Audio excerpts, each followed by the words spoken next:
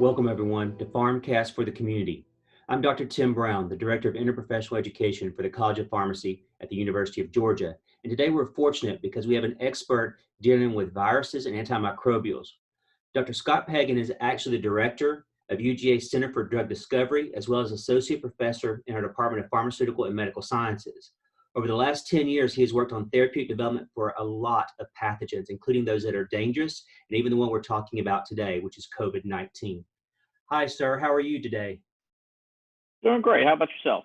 I'm okay. I know you're doing busy with research and those kinds of things, but can you tell the group that's listening a bit about what you do here at the University of Georgia and sort of how that plays into COVID-19 or this virus that we're dealing with everywhere today? Sure. Well, in my role as the director for the Center for Drug Discovery at the University of Georgia, I kind of help do a lot of matchmaking on groups that are interested in drug design on a myriad of different viruses, bacteria, and other diseases. In my own particular research, for the past 10 years, I've been studying ways viruses can kind of evade our immune systems.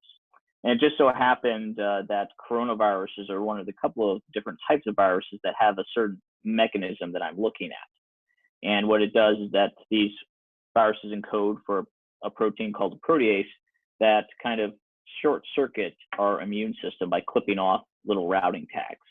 And so I've been looking at that mechanism from a drug development perspective. And so I've been working a lot with different coronaviruses over the years, such as the severe acute respiratory syndrome virus, the Middle Eastern respiratory syndrome virus, and now, of course, COVID-19, among others viruses out there. So that's kind of how I've just, through my own research, been very familiar over the years with coronaviruses and the therapeutics developed against them. I see. So you were doing research long before the public even knew what COVID-19 was and what was going on. So you've been looking at these viruses or this family of viruses for quite some time. Yeah, I started out when I was a research professor at the University of Illinois, developing some lead compounds that are probably now being developed to treat COVID-19, some small molecule inhibitors against those proteases that I just talked about. So, we were doing that back in 07 and 08, Wow. And some of that research over the years, of course, kind of became a lesser priority because coronaviruses weren't seen as a major threat.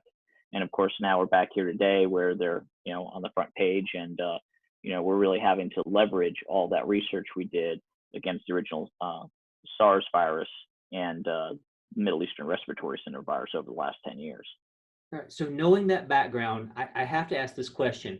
Two drugs that came up on my last podcast with infectious disease pharmacists were hydroxychloroquine and azithromycin. And one's an anti-malarial, I believe, and the other's an antibiotic. Why are we using these to combat a virus then? So have you done any research for that, or do you know sort of the background of those drugs and why they seem to maybe have good impact? I know we're using them in the hospitals right now for those that have been admitted. How are they working, or what's the proposed mechanism of how they're trying to kill or stop this virus? Sure.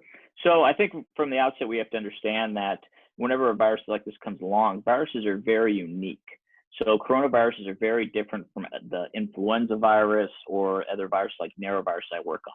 It's not like an antibiotic that if you have one antibiotic will work against lots of different types of bacteria. For when you develop antivirals, they're usually very specific against a certain virus. In the cases of drugs that come out first, generally those are drugs that aren't targeting the virus themselves, but are actually trying to manipulate the immune function in order to support clearing the virus faster. And that's kind of where you find hydroxychloroquine kind of comes into play. Over the last couple of decades, really, it had been seen a lot in when cells were bathed in this hydroxychloroquine, that it had an effect on viruses such as like influenza, dengue virus, and a bunch of others to kind of reduce the ability of the virus to replicate. And so a lot of those kind of drugs, in the experimental space, they look potentially promising. The problem with hydroxychloroquine has always been was when you've moved from just testing against individual cells to actual animal organisms, the data has been a little sketchy on its effectiveness. Now, in the case of hydroxychloroquine and even the sketchiness in the clinical data, there's some sketchiness around actually how it does work. You know, it's believed to work very differently than it does in malaria. There's a couple of different routes they're thinking about. One is it might prevent your immune system from getting out of control, leading to an acute respiratory syndrome. Another thought is that it might mess up the trafficking of inside of a cell so the virus can't easily enter or exit the cell. And so those are kind of the two pathways people are looking at hydroxychloroquine right now to see which one may be providing this antiviral effect that they see in these cells. All right, so let me take a step back for a second. We're talking about bacteria, malaria, viruses. What specifically is a virus compared to the other two? So you talked about the virus getting in the cell and doing damage. Viruses are different than bacteria. How do you define an antiviral or a virus if you're talking to those folks out there who don't really have background in medicine? Sure. So viruses, we don't really classify as living things. Bacteria, we do. And the reason we don't classify viruses as living things is because they're reliant on infecting a cell in order to survive. They can't produce their own nutrients. They can't even produce their own machinery sometimes in order to replicate themselves. They're wholly reliant on a host to do that for them. So like in the case of the COVID-19 virus, it encodes for some of its proteins that create the viral coat. It also encodes for 16 what we call non-structural proteins, which are ones that don't belong to the coat. But then it requires actually some cellular machinery in order to make all that stuff. So in the case of a go ahead. So let me clarify, for it to function then, it has to get into a cell. And if we can stop it or sort of, if you will, stop it from production or replicating inside that cell, we can slow down its replication and the body can fight it off. That's what you're saying that these drugs are helping to do, correct? Yes, that's what they believe that these drugs are helping to do. But they're kind of non-specific in nature. And whenever you have a new virus come on the scene, you know, the genomic makeup of this virus is really only known in middle to late January nationwide. So the drugs that are moving already into clinical trials are drugs that were developed before this virus even existed and really are just focused on trying to modulate the immune system to support survivability. The drugs that are designed actually for this virus probably won't be coming into clinical trials for another 12 to 18 months, depending on the situation. So speaking of that, as you talk about drugs that we'll call them antivirals, you just mentioned there's antivirals that are what I'll call in the pipeline. They're being tested right now. Can you name a couple of the ones that have shown success? I mean, I know the data is limited, but are there any that really kind of stand out? Sure. Well, there's some that they're kind of looking at. And one of usually the go-tos when you have a virus, and one of the few things that most viruses share in common, especially this virus, which we call an RNA virus, is that they use the same similar machinery to replicate their genomic material. And so usually the first thing that you come out to have more drugs that are coming through the pipeline are drugs like you have remdesivir. And so that's really targeting the ability of the virus or any virus that encodes for RNA to replicate the genome. So it's considered kind of as broad spectrum as you get when it comes to antivirals. And like I said, that was being developed long before this virus came along. They're just now leveraging that to hopefully combat the virus. The same, and there's another one out there also that is called ritonavir, which is actually targets a viral protease called the main protease.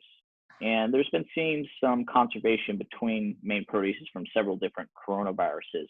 And so this was developed for a different coronavirus, and they're seeing that if it's efficacious for this particular disease. But now these are investigational, so they're not necessarily on the market right now for, prescriptions. So the hospitals don't always have a big supply of these. That's what my understanding is with the ones that are in the pipeline. Is that true? Yeah, so the ones I just mentioned are really early, just entering clinical trials. So you're not going to go down to your local hospital and be able to find these kinds of drugs. Same thing with there's an antibody treatment out there that targets one of the cytokines, and that's a molecule that tells your immune system how to function. And it's being seen as maybe if we can block that particular cytokine from functioning, we can tap down, again, that severe respiratory syndrome that gets created. Because when you have those symptoms, the symptoms are really just the cause of the virus doing its work and your immune system's response to it. Right. And so some people believe you can modulate some of those immune responses. They may not get carried away and cause more damage than the virus itself. And so that's what they kind of also are looking at, these immune regulators, as kind of a way to treat this particular virus. So far, what we're looking at managing the COVID-19, we have drugs that are going in the door and kind of helping the body fight the virus. And then we have the other drugs that are helping sort of keep the immune system the way we want it to function and not overactivate, so to speak. But we don't really have anything that's an antiviral right now, which I guess leads to the big question. I heard this week that, vaccine trials are starting. Is there a vaccine that's in the imminent future for COVID-19 that would stop its transmission altogether or stop you from even getting it? Sure. So right now there's a vaccine, Moderna, was the first vaccine in clinical trials. And again, people are leveraging all that data, like I mentioned, over the last 10 years of working with coronavirus and all that basic science investment we've made in that area to rapidly adapt some of the technology out there for this virus. Like in the case of the Moderna vaccine, that was originally a vaccine platform that was designed for Middle East respiratory syndrome, which has a 30% fatality rate, but it doesn't spread really, spread pretty quickly. And so they've adapted that pretty readily to do the same thing for this particular virus. And that's why they were one of the first ones to get out the door. I see. Now, in the case of, there's recently, kind of more of a traditional approach has been the recent Johnson & Johnson vaccine declaration that they are also planning to field the vaccine by next fall. Now, in their particular vaccine, it's a little more unclear what exactly their vaccine is going to be.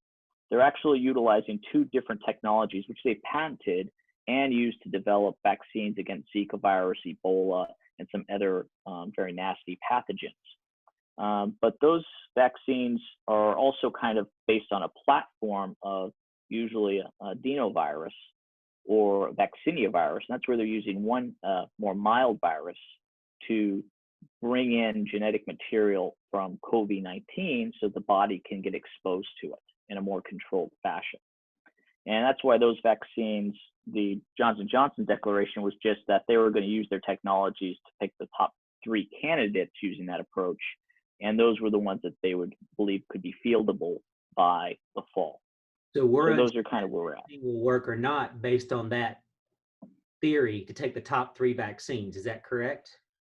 In their case, the top 3 vaccine candidates that they're looking at is what they're going with. So there's probably my looking at most of the literature in the news out there, you're probably looking anywhere from 6 to 10 vaccine candidates that are being put into the pipeline but all their timelines are still going to be kind of in that fall, winter time period, just because it takes time to test these vaccine candidates out to make sure they're efficacious and safe, as well as to increase the production to a level that these can be distributed widely.